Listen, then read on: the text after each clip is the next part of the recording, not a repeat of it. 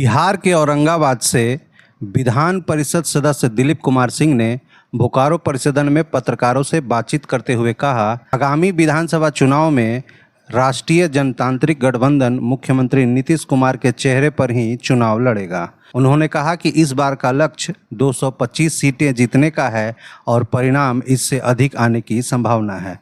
उन्होंने आरोप लगाया कि लोकसभा चुनाव के दौरान विपक्षी दलों ने संविधान खतरे में है जैसे नारों से जनता को गुमराह करने की कोशिश की, लेकिन जनता ने उन्हें पूरी तरह नकार दिया। दिलीप सिंह ने यह भी कहा कि एनडीए जातिवाद की राजनीति नहीं करता है, बल्कि सबका साथ, सबका विकास, सबका विश्वास के सिद्धांत पर चुनाव लड़ता है।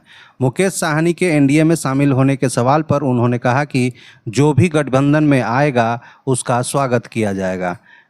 इस संवाददाता सम्मेलन में उनके साथ रितु रानी सिंह, त्रिलोकी सिंह, राजवंश सिंह, सिद्धनाथ सिंह, उदय सिंह, अरुण सिंह सहित कई अन्य नेता मौजूद रहे। एनडीए गठबंधन जीतेगी।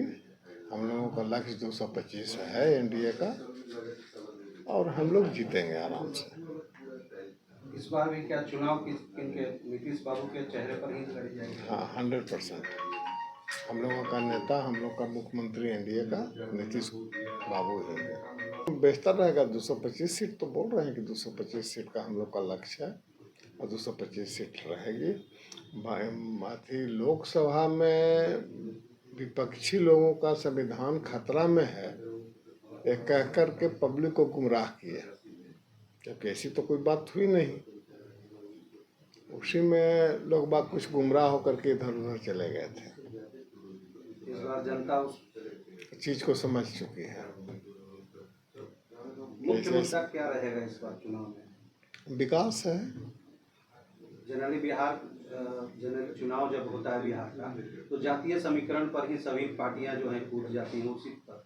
इस बार मतलब जातीय समीकरण पर एनडीए चुनाव लड़ेगी या अपने विकास के मुद्दे पर? विकास, एनडीए तो विकास पर ही लड़ा, जात पर कहाँ लड़ा? जात पर तो महागठबंधन के लोग लड़ते हैं।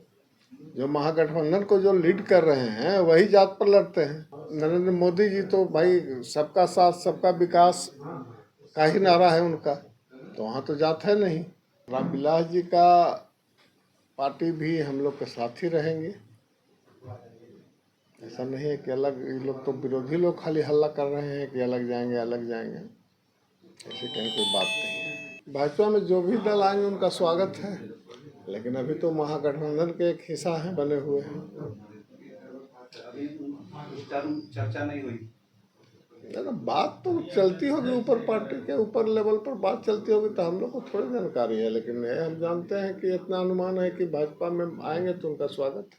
बिहारी को ही जो हमारे झारखंड में रहते हैं उन्हीं को देखने हम आए हैं, उन्हीं से बात करने आए हैं, उन्हीं के साथ बैठने के लिए आए हैं।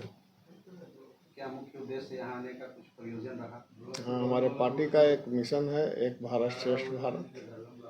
वो मजदूर दिवस के टाइम में ही हमारे पार्टी का जितने भी लीडरान थे सब स्टेट में गए थे। उस टाइम भी यहाँ पर आपका हमारे पूर्व के उप मुख्यमंत्री रेणु कुशवाहा जी, रेणु देवी जी, और आपके अमृता जी दोनों आई थी।